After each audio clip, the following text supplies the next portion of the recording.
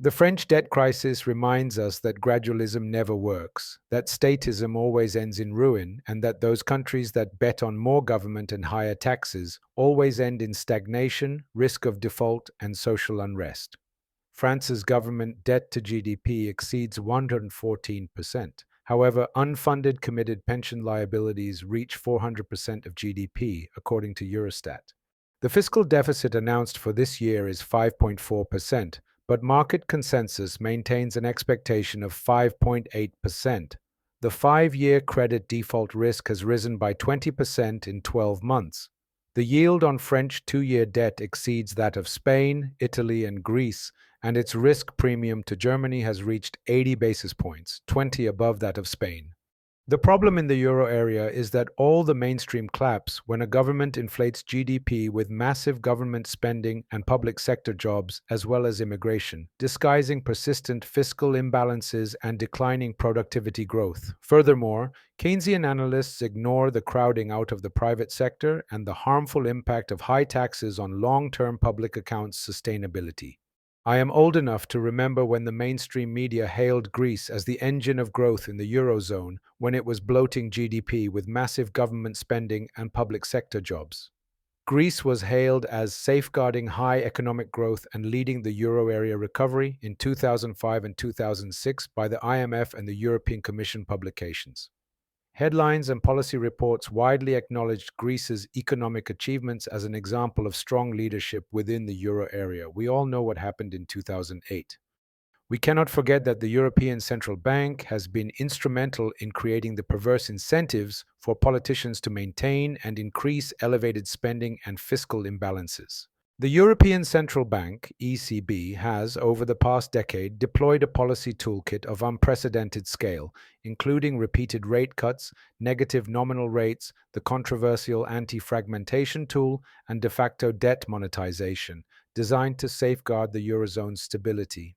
Yet, for all the rhetoric of stability and independence, these measures have created powerful incentives for fiscal recklessness, eroding the very foundations of European monetary credibility and planting the seeds of today's sovereign debt crises, including the current French debt debacle. ECB policy rates, once anchored to discipline both sovereign and private borrowing, have plummeted from above 4% in 2008 to negative territory and have remained in negative real territory for years. Furthermore, the ECB's asset purchase programs, expanded during crises under initiatives like the Pandemic Emergency Purchase Program, PEP, and the Outright Monetary Transactions, OMT, have saturated bond markets with central bank money and generated an enormous crowding out effect that penalizes credit to families and businesses and disguises solvency issues of public sector issuers. The anti-fragmentation tool, designed to contain the spread between the core and periphery country bonds, takes this issue further. By promising open-ended intervention, the ECB reassures markets that it will backstop sovereign debt at virtually any price, diluting the discipline that risk premia once imposed on profligate governments. In fact, it could be considered a pro-squandering tool, as it benefits those countries with poor fiscal compliance and penalizes those who rein in debt and deficits. While these interventions immediately calm markets, they foster a mindset of indifference in governments, leading them to consistently increase their spending. Thus, many governments, like Spain's, brag about the low interest rates and spread of their debt despite rising imbalances and worsening public accounts. The anti-fragmentation tool and negative nominal rates destroy the market mechanism that should serve as an essential warning for reckless fiscal policy. Member states, assured of cheap funding and endless ECB support, have little incentive to reform bloated budgets or contain deficits, especially when electorally costly. The persistent threat warned by German policymakers that ECB actions are subsidizing fiscal freeloading in high-debt member states is becoming a reality. The most dramatic case is France. The French government's debt has soared above 114% of GDP in 2025, driven in part by persistent large deficits covered cheaply under the ECB's umbrella. Attempts at fiscal consolidation have always been timid and thus have failed to achieve lasting discipline, with ECB support always in the background as a failsafe.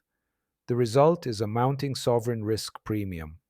French bonds, for the first time in modern euro history, now yield more than comparably rated Spanish, Greek, or Italian bonds, signaling the market's discomfort with France's debt trajectory even in the age of ECB backstops.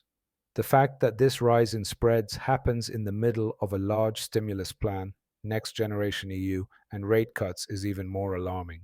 The so-called anti-fragmentation instrument, meant as a crisis containment tool, is inherently a mechanism of joint liability without joint control. It binds prudent euro members to the fiscal choices of their less disciplined partners, socializing risk but nationalizing rewards. With this facility, markets can no longer efficiently discriminate. Anxiety about debt sustainability that once spurred necessary reforms is suppressed rather than solved. Furthermore, it is like debt mutualization with no real obligations. The whatever it takes philosophy, so lauded by ECB leaders, is now a double edged sword. It has replaced accountability with dependency and emboldened fiscal laxity. Central bank purchases and the suppression of yields to nominal negative territory are, by definition, the worst case of debt monetization. The ECB is a loss making entity because it purchases bonds even when they are exceedingly expensive. The ECB's accumulated unrealized paper losses on its asset purchase programs are estimated at $800 billion, vastly exceeding its capital, according to IEREF. These policies are disguising solvency problems even if dressed in the language of emergency support. This removes the ultimate deterrent to government overspending, the cost of money itself. The long-term result is an environment in which euro area governments, aware that refinancing is guaranteed at low cost even during difficult times, accumulate increasingly larger debts, making the bloc vulnerable to even minor shocks in confidence, inflation, or governance. This situation could likely harm the euro in the future if Germany falls into the same trap as France, a scenario that seems probable given the latest policy announcements. If you read newspapers in France, this perverse incentive is very evident. Instead of talking about the unsustainable spending path, many demand more central bank purchases and stimulus. Furthermore, some demand the acceleration of the digital euro to implement even more aggressive monetary measures. The unfolding French debt crisis is a direct byproduct of these policies. France's spending has persistently outstripped growth, yet the promise of perennial ECB support delayed any reckoning. Now, as risk premia rise and markets test the ECB's resolve, the Eurozone faces the bitter consequences of a policy era marked by moral hazard and eroded fiscal discipline.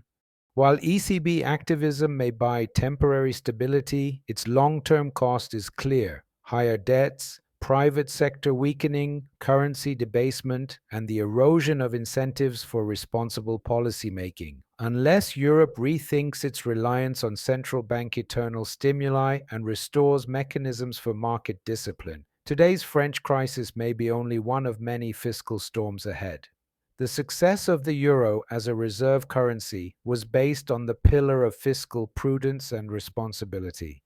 Lack of fiscal discipline always means a risk for the currency. Central banks cannot print solvency, and the lack of structural reforms and excessive easing policies can end up destroying the euro.